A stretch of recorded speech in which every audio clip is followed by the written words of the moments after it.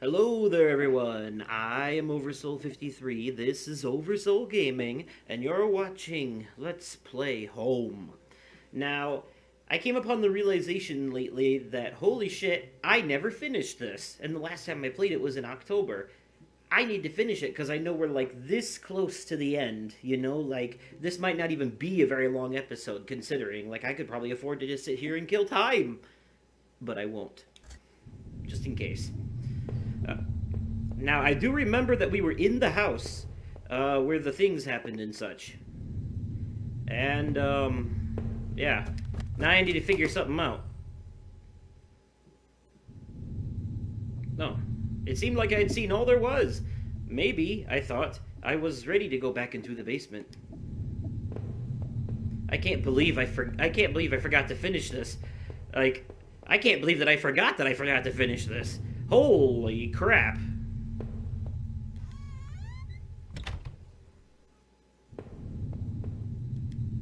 There would be no more dinners here, no more chit-chat over breakfast, at least not for us.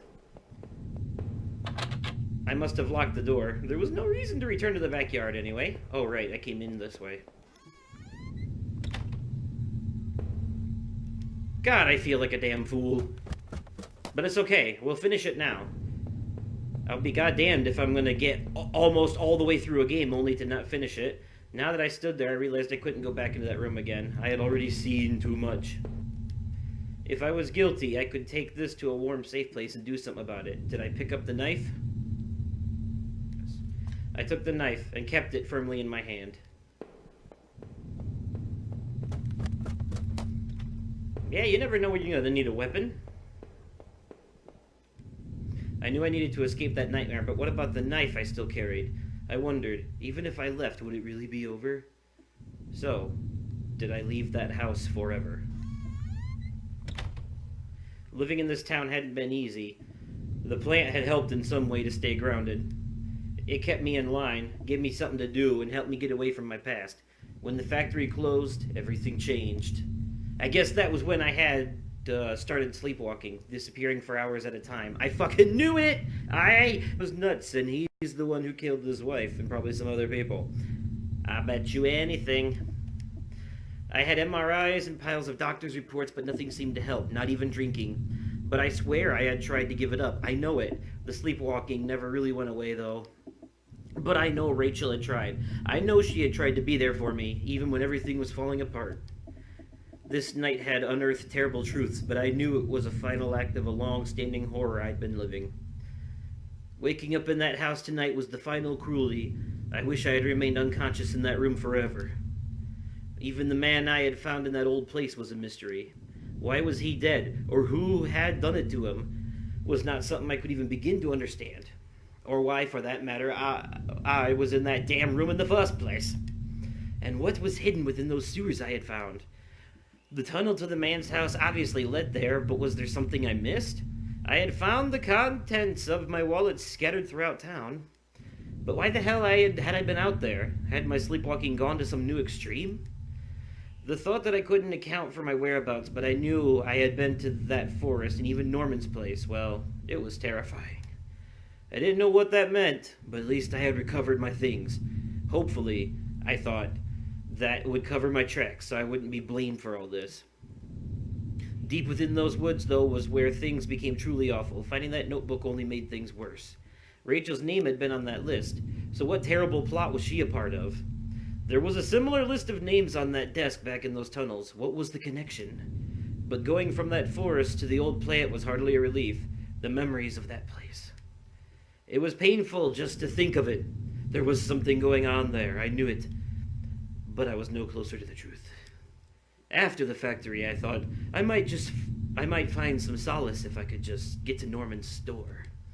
But all I had found were more horrors and more questions. Now that I really consider it, that's when I should have seen it coming.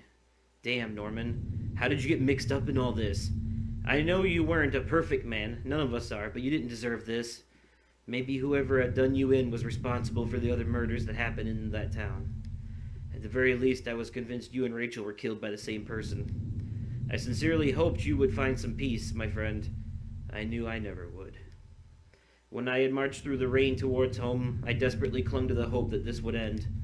And I guess in a way it did. But how could I have known how hopeless it all was? I had started to feel as disoriented as when I sleepwalked. To think of it now. Our house used to feel so lively, so warm, but coming into the kitchen I felt only a cold, empty tension. Every terrible thought I had up to that point was suddenly a possibility, but nothing could have prepared me. My wife, dead, ruined, discarded. Rachel's death was a terrible mystery to me, one that would haunt me forever, unless I did something about it. For what solace can a man take of the death of his wife? What comfort can be offered? Rachel had been taken from me, and I might never know why. As I swung open the door and stepped out into the air, I caught the scent of wet grass and fog. Rachel, my beautiful wife. Just the thought of her again, cold and inert, shook me from head to toe. What would I do now? Who could I turn to? It would only be a matter of time before the police got involved, before the neighbors knew. The front lawn was soft and giving beneath my feet, and I couldn't shake the urge that I shouldn't stand there, but rather that I should run. Oh, okay. What a way to end it. Okay. So, even though it's been a while since I've played this, and now I finally went back and finished it, I do remember playing it, like, initially, and I know that this, in case you need a refresher as well, it was, basically, you woke up in this abandoned house and not knowing what's going on, and slowly but surely you start piecing together this mystery. You find different things, and,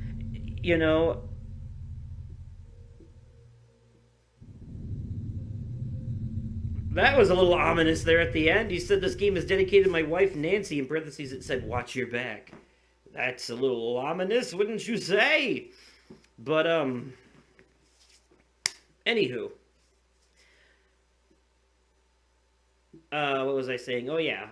So I get the feeling, based off a lot of the stuff that he said at the end, because I know, like, there's some trophies and stuff I didn't get. I feel like I missed some stuff, and I feel like if I would have found more stuff, I would have been able to piece together the mystery, but I'm assuming that he did it, and he just doesn't remember. I'm gonna go back and play this on my own and get all the trophies. I'm gonna use a trophy guide and get all the trophies. There's like a step-by-step guide to make sure you get everything, all the different stuff you should do. It probably reassures that you also solve the mystery, so that'll be worth going back to check out. And I'm sure you, the viewers, can find another Let's Play or other gameplay videos or something on YouTube, or maybe read something online that tells you the story, or play the game your damn self, whatever works. So, yep.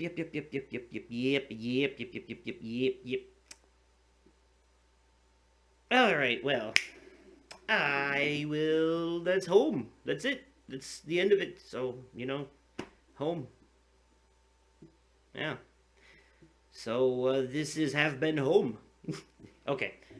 All right. So, we're done with this Let's Play. Check another one off the list. Bam! Alright, so, thank you all so much for watching. I am Oversoul53. This is Oversoul Gaming. You've been fantastic. And until next time, I'll catch you on the flip side.